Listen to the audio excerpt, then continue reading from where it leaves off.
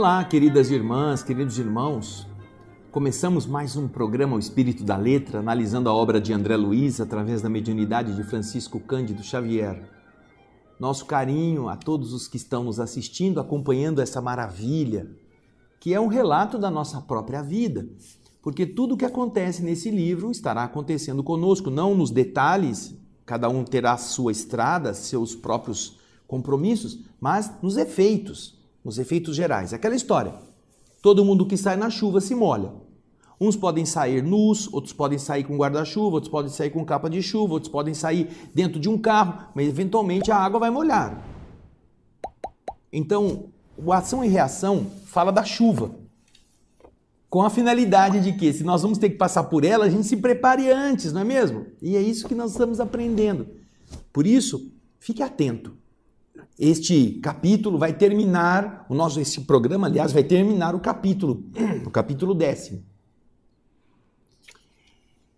E vai terminar agora com o pedido do Silas para que Clarindo e Leonel pudessem se exprimir a respeito se eles não tinham nenhuma vocação inata, porque o Silas tinha, ele queria ser médico na vida futura.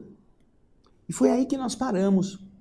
Você vai pegar o texto dessa parte com a gente. Acompanhe conosco a leitura.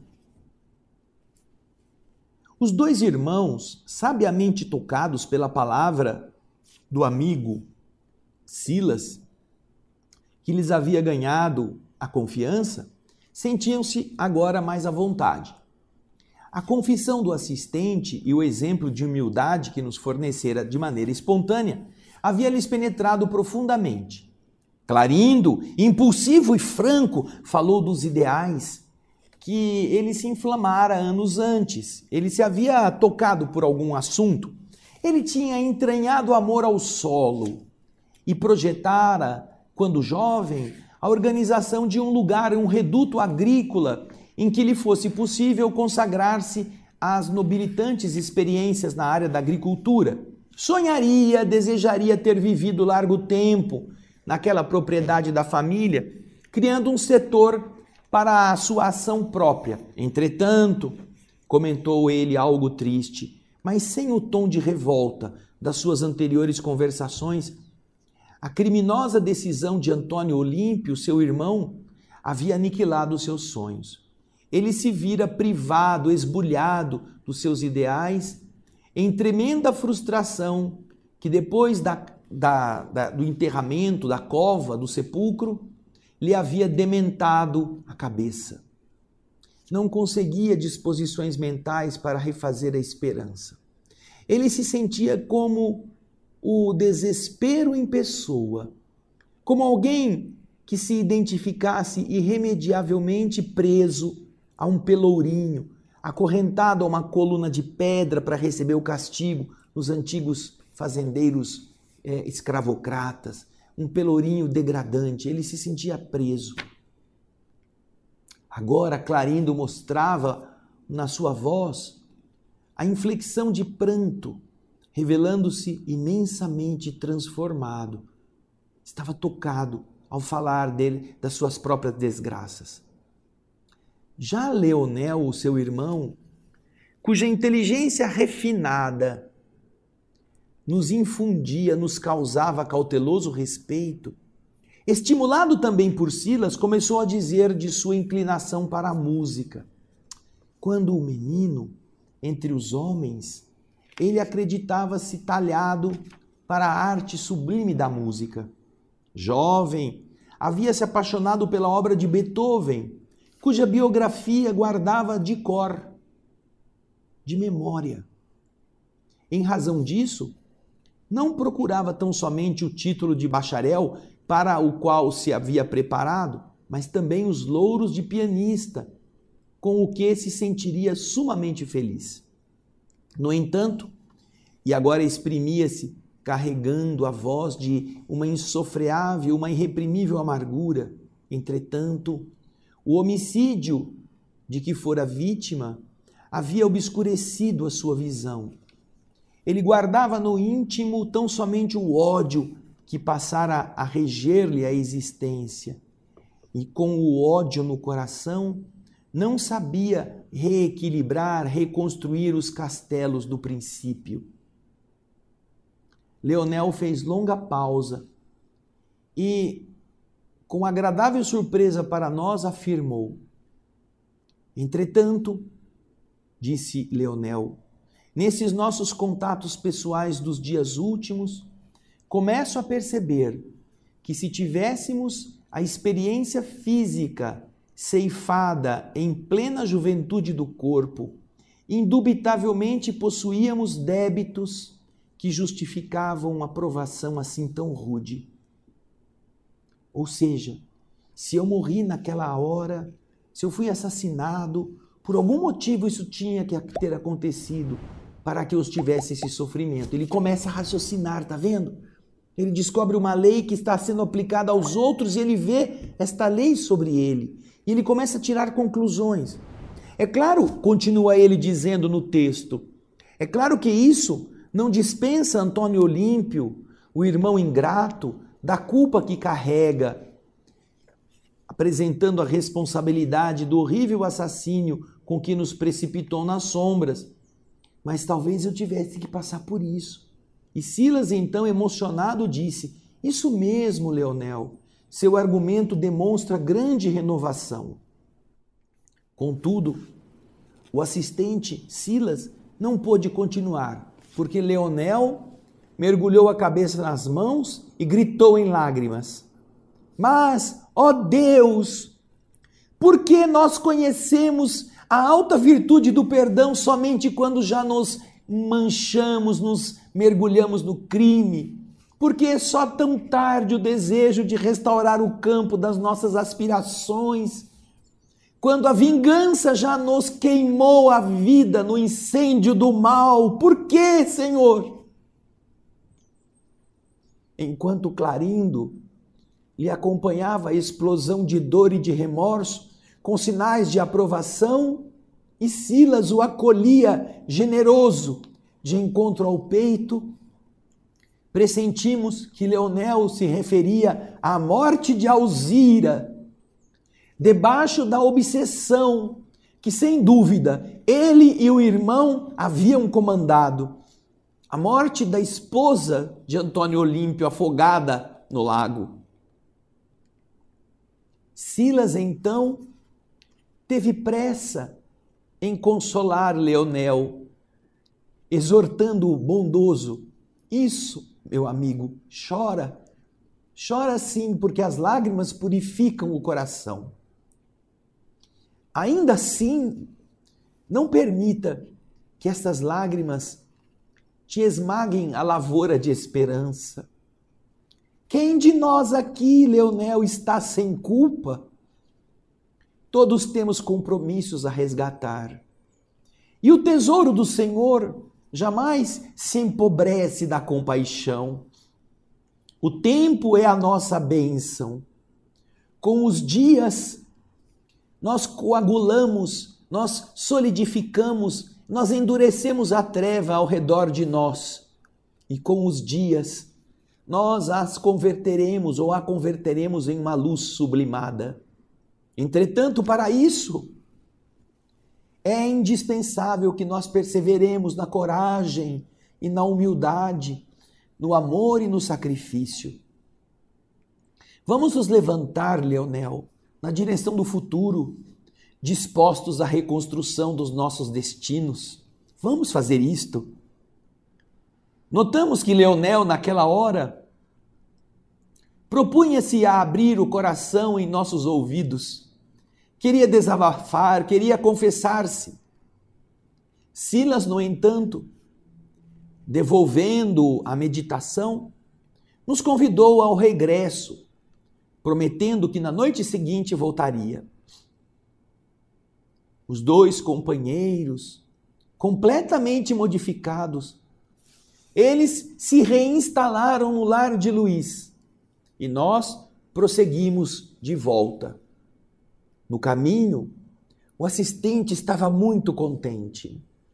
O processo Antônio Olímpio, que fora confiado a nós, estava atingindo um bom termo. A renovação dos obsessores havia se coroado de êxito.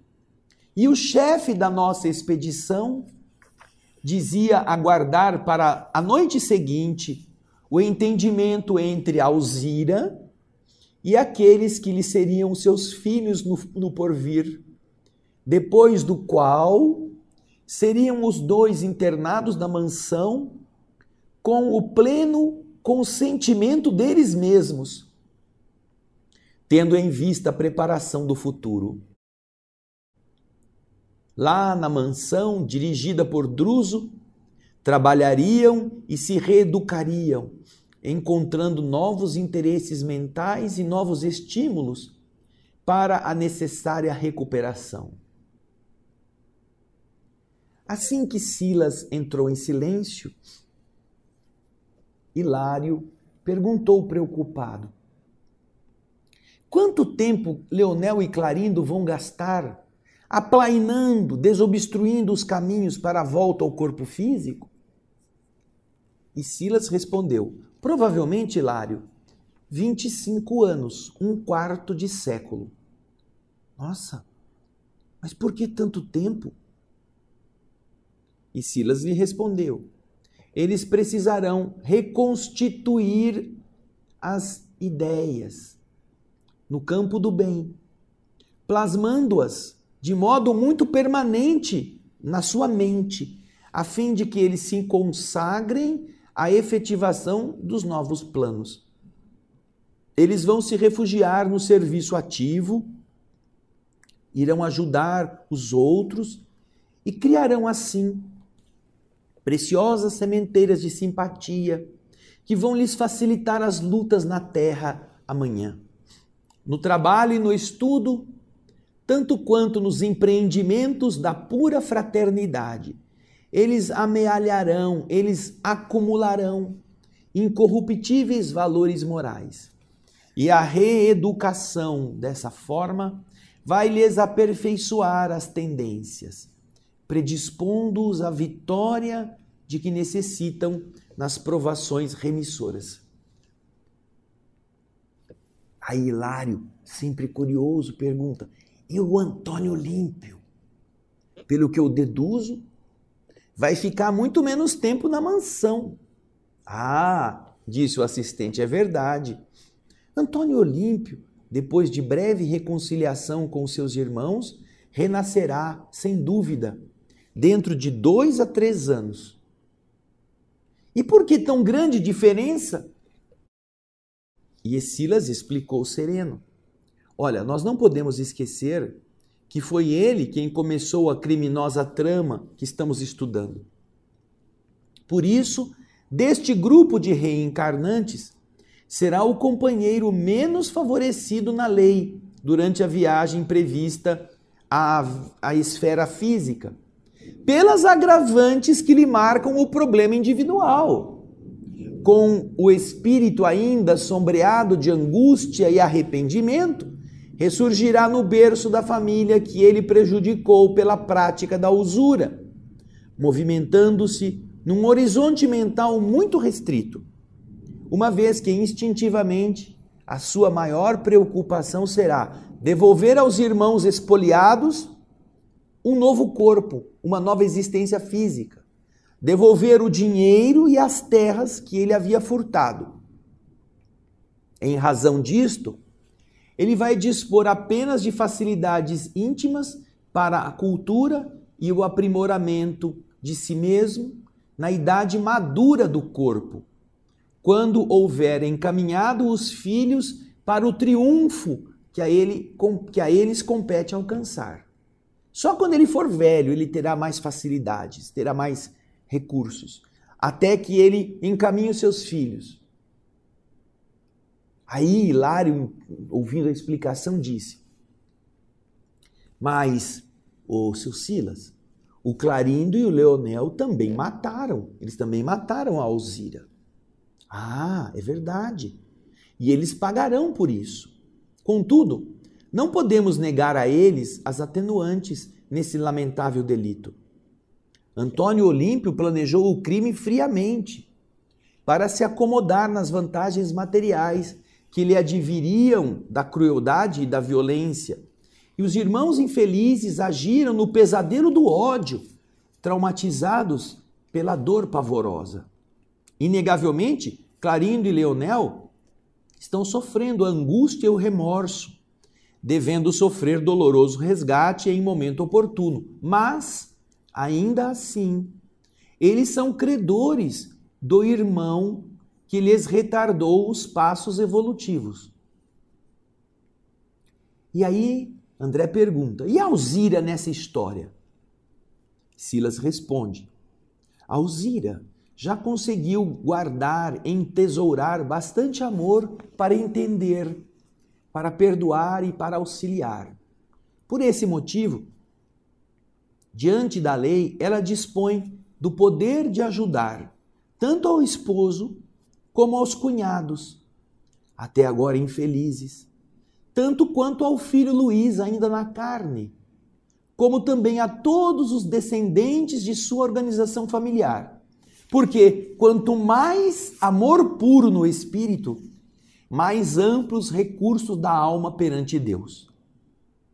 Olha aqui, que revelação maravilhosa esta, não é?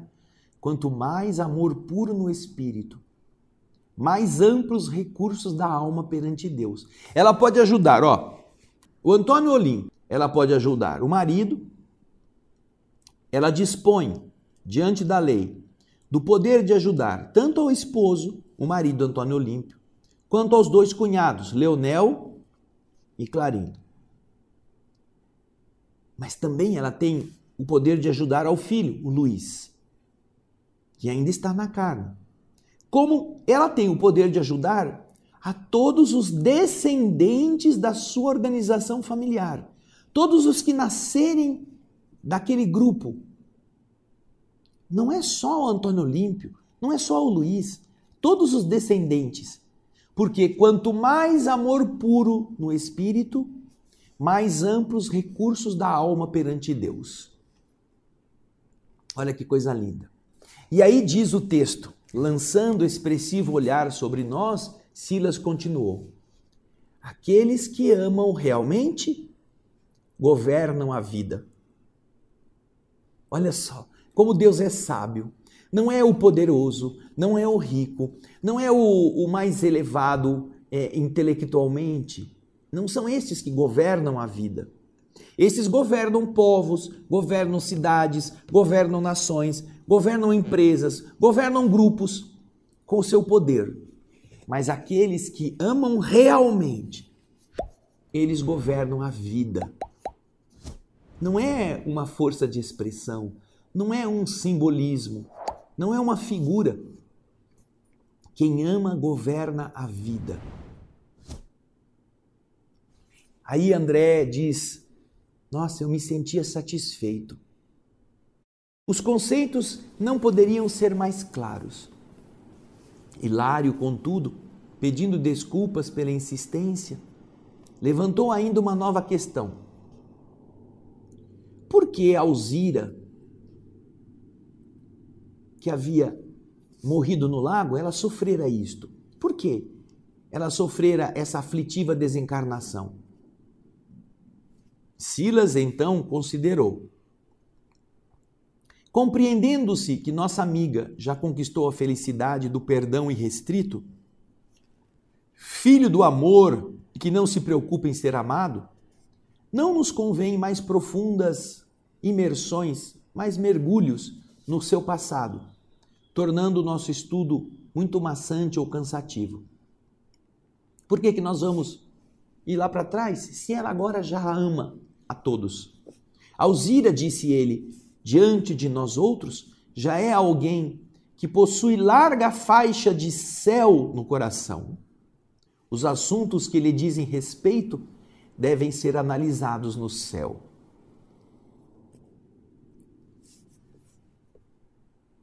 Havíamos atingido a mansão e nos havíamos recolhido a nós mesmos, passando a digerir as lições da hora em curso.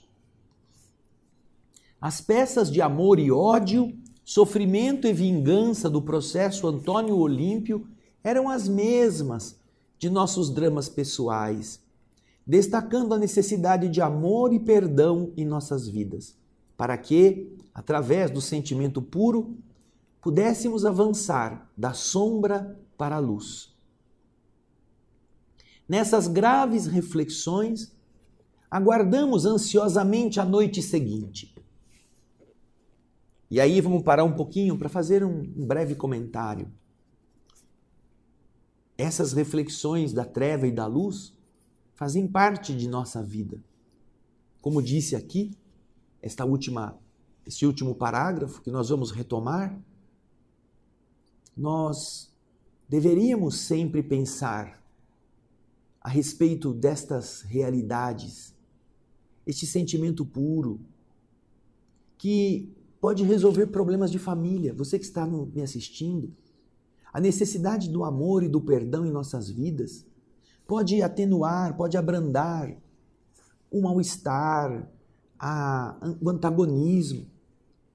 Aqueles que fugiram de você, que deixaram você para trás, que você confiou porque os amava, eles terão que pagar por conta da justiça do universo. Mas você não precisa acumular o azedume, a raiva, a infelicidade. Seja feliz, libere, deixe que cada um siga o seu caminho. Perdoar, essa necessidade que todos precisamos ter para nós, é também para eles. Só que o perdão que nós damos a estes que nos feriram em qualquer área da nossa vida, não vai liberá-los de terem que reparar o mal. Eles, perante a lei do universo, precisarão. A Alzira, que morreu afogada, tinha um motivo para ter passado por aquilo. Só que o Silas, de uma forma muito humana, muito assim elevada, muito nobre, não permite que se vá vasculhar aonde está o erro. Porque se ela já tem o céu no coração, é no céu e na consciência dela somente que compete. Nós não vamos denegrir a sua imagem, como aqui nós pudemos conhecer da Laudemira, que tinha todos os seus erros ligados à corte de Joana II. A Alzira não precisa disto. Ela não merece porque ela já se elevou, já perdoou, já esqueceu. Com generosidade ela agiu e nós iremos agir com ela com generosidade também. Veja que beleza. Portanto, se você é alguém que foi vítima, esqueça o mal. Pense no bem. Ore pelas pessoas que te feriram, seus chefes, suas companheiras, seus companheiros, quem falou mal de você, aqueles que não te entenderam. Faça essas pessoas receberem de você o melhor. Porque todo erro continua com quem errou. Mas toda a bênção continua com quem abençoa. E é isso que estamos aprendendo aqui. Isto vai mudar seu relacionamento com parentes que discutiram com você por política, por interesses econômicos, por questões de pequena monta ou por valores diferentes. Isso vai fazer vocês esquecerem, poderem se olhar de novo, poderem trocar palavras, poderem vencer antagonismos. Pais que não falam com filhos, filhos que não falam com pais e que passam a ter um entendimento só porque o amor governa a vida.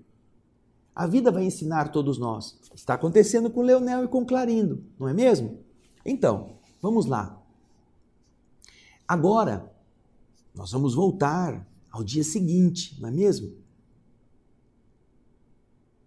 Quando você vai lendo o texto, você vai perceber que agora é o que vai acontecer. Disse o nosso querido André Luiz. Você vai ver no texto aí.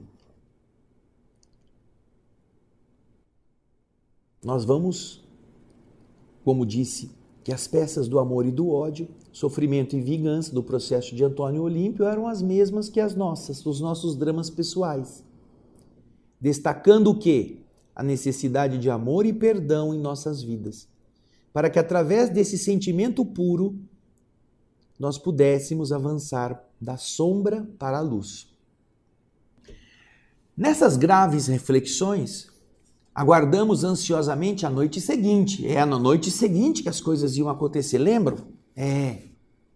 E em chegando a hora abençoada de nossos estudos, o assistente entendeu-se com a irmã Alzira em uma longa conversa particular solicitando dela nos reencontrasse em uma determinada hora no lago em que acontecera a desencarnação dela na última existência. Em seguida, recomendou às duas cooperadoras da nossa casa que o acompanhassem na viagem, instruindo ambas para que a nossa amiga, a Alzira, somente viesse até nós quando chamada por nosso grupo de serviço. Depois da costumeira excursão, entrávamos no lar de Luiz, onde Clarindo e Leonel nos aguardavam com carinhoso interesse. Silas nos reconduziu ao hospital que havíamos visitado na véspera, administrando passes magnéticos em Laudemira e no filhinho recém-nascido. E terminada essas ligeiras atividades de assistência, transportou-nos para vasto domicílio, em cujo umbral, em cuja porta de entrada, um velhinho desencarnado de fisionomia simpática nos recebeu amavelmente. Um outro lugar. E ele nos apresentou: esse é o nosso irmão Paulino, que vem amparando as obras do filho, dedicado à engenharia na terra, explicou o Silas. E Paulino deu-nos acesso ao interior familiar, levando-nos a um espaçoso gabinete, em que um homem maduro estava debruçado sobre um livro. O generoso anfitrião, o Paulino, nos apresentou como sendo o seu filho encarnado, cuja missão técnica correspondia com invariável desvelo. Ele cumpria a sua tarefa de engenheiro. E por que perguntasse ao diretor de nossa excursão em que poderia servir-nos, o Paulino perguntou: o que eu posso fazer por vocês? Silas rogou a Paulino os bons ofícios junto ao filho, para que nos fosse propiciado ali. Olha só, olha como os espíritos são maravilhosos. O filho é o engenheiro que está estudando os problemas da engenharia.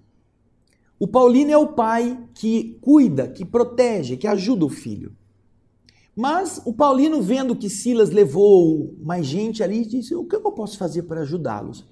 E então Silas pediu ao Paulino se ele podia produzir alguns momentos de música, solicitando, se possível, alguma página especial de Beethoven.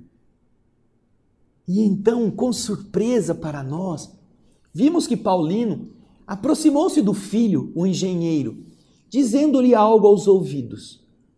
O espírito do pai sugeria ao ouvido do filho encarnado. E longe de perceber-nos a presença, como se ele estivesse constrangido por si mesmo a ouvir música, o cavalheiro parou a leitura, dirigiu-se à eletrola, à vitrola onde estavam alguns discos, consultou uma pequena discoteca, de onde ele retirou a Sinfonia Pastoral do grande compositor a que nos referimos, a Sexta Sinfonia de Beethoven. Em breves momentos, o recinto povoava-se para nós de encantamento e alegria, sonoridade e beleza. Silas, com a alma e o coração, ouvia conosco a sinfonia admirável, toda ela estruturada em bênçãos da natureza sublimada. Com Clarindo, atraído para as lides campestres. Lembra que Clarindo tinha sonho de criar um ambiente rústico, onde ele pudesse plantar, onde ele pudesse ter suas experiências com a natureza. Clarindo, atraído para as lides campestres, sentíamos mentalmente a presença do bosque repleto de pássaros cantores, sobrevoando um regato cristalino, a deslizar sobre leitos de rochas, de pedras. E como se a paisagem imaginária obedecesse à narração melódica, nós a víamos transformar-se de repente, dando-nos a ideia de que o céu, dantes azul, se cobria de nuvens pesadas e pardacentas, despejando faíscas e trovões, para depois retornar ao quadro florido, entre cânticos e preces. E com Leonel, Apaixonado pela arte divina, registrávamos o império da música em sua majestade soberana, arrebatando-nos as mais sublimes emoções. Aqueles minutos valiam para nós como abençoada oração. Os lances da magnífica sinfonia como que nos elevavam a círculos harmoniosos de ignorada, de oculta beleza, e todos trazíamos lágrimas abundantes, de vez que os encantadores acordes em movimento possuíam a faculdade de lavar-nos miraculosamente as íntimas dobras do nosso ser. Terminadas as notas finais, despedimos-nos maravilhados. Nossos pensamentos vibravam em sintonia mais pura e os nossos corações pareciam mais fraternos. Por solicitação de Leonel, que parecia atender instintivamente às sugestões de Silas, nós fomos ao lago da velha propriedade dos Olímpios. A lua cheia coroava o campo de prateadas fulgurações. A noite ia alta. Tomando a iniciativa, o irmão de Clarindo, Leonel, passou então a nos relatar aquilo que ele queria, aquilo que nós já sabíamos, detendo-se em copioso, em abundante pranto, ao referir-se à morte da cunhada, sobre quem atirara as farpas de sua ira.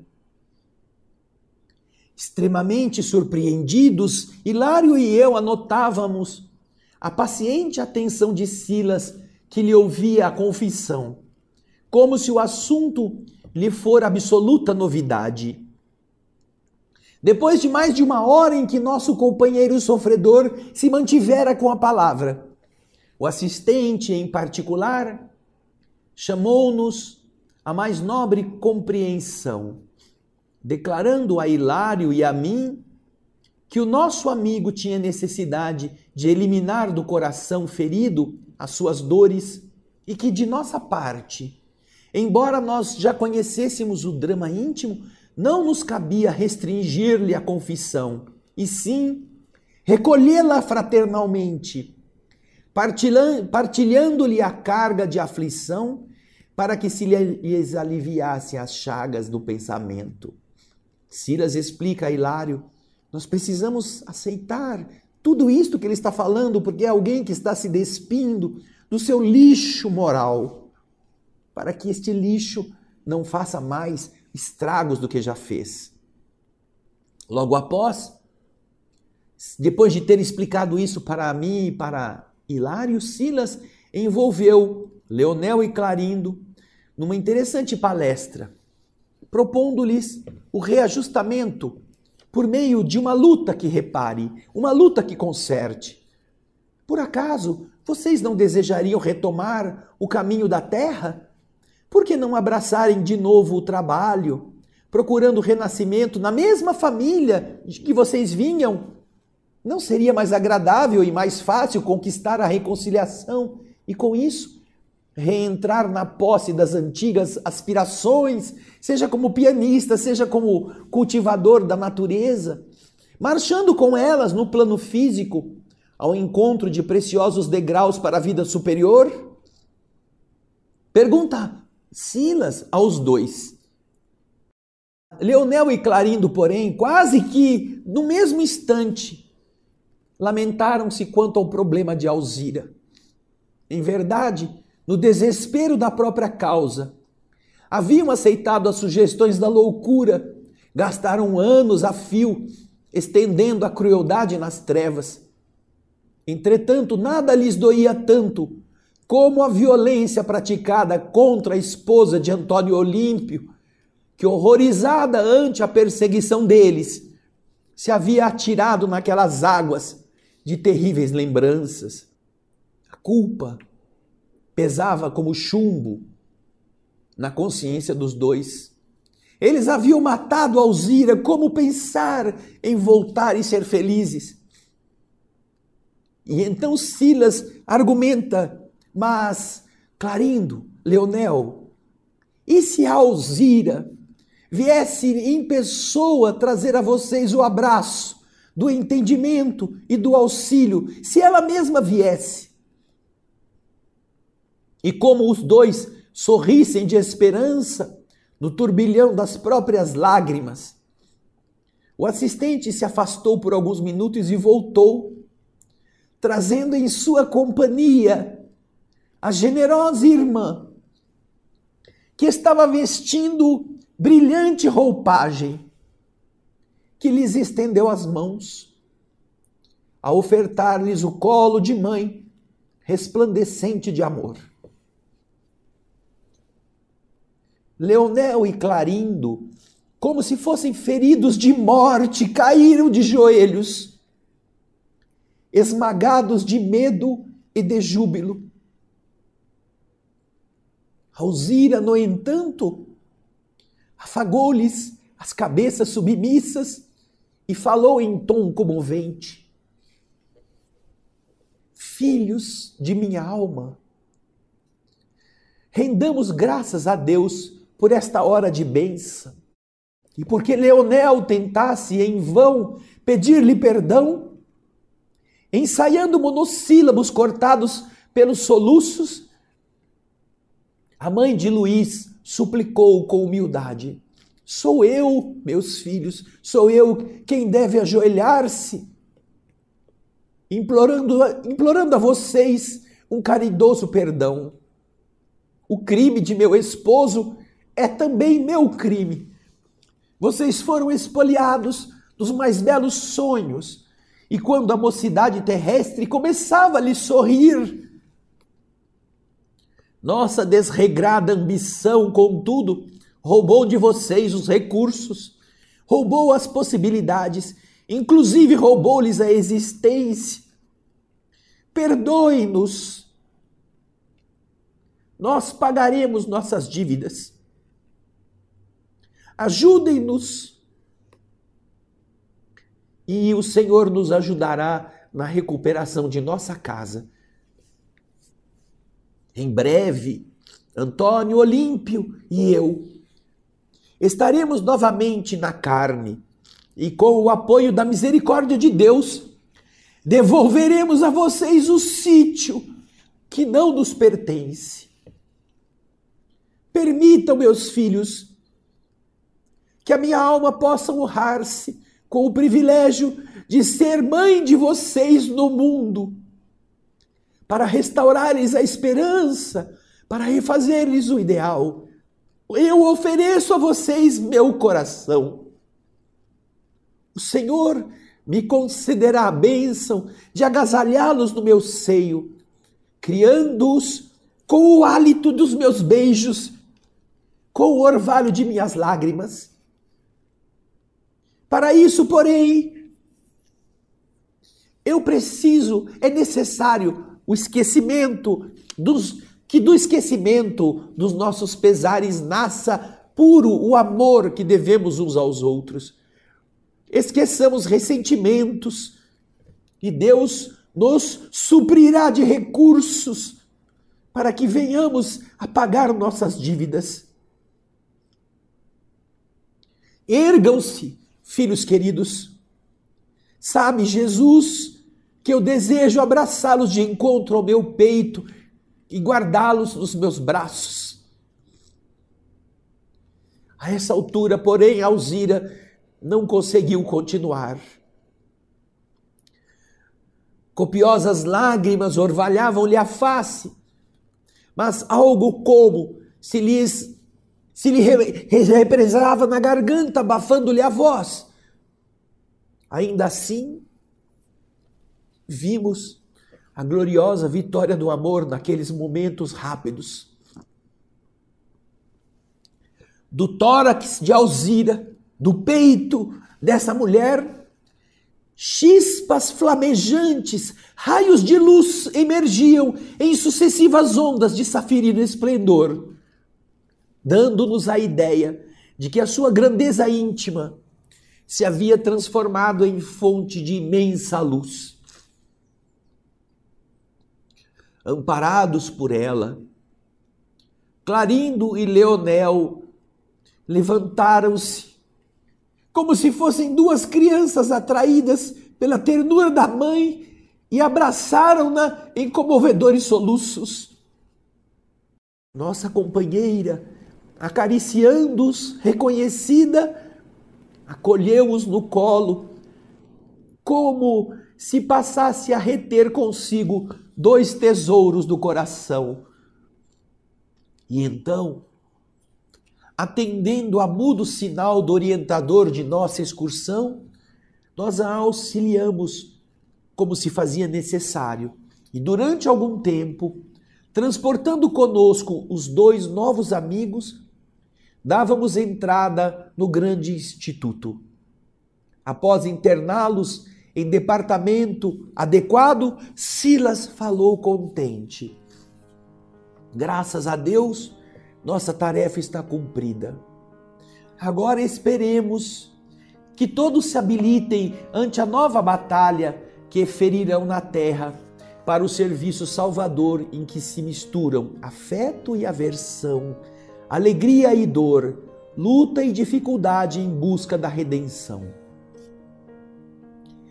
Em meu entendimento, perguntas diversas nasciam imperiosas, mas compreendi que a lei de causa e efeito agiria incansável para as personagens de nossa história, e então meditei nas minhas próprias dívidas. Foi então que, ao invés de indagar, beijei respeitoso as mãos do assistente, na condição de aprendiz reconhecido ao instrutor generoso, e me recolhi à prece em silêncio, agradecendo a Jesus a valiosa lição. Recolhemos-nos à prece, agradecendo a Jesus a valiosa lição. Muito obrigado e muita paz.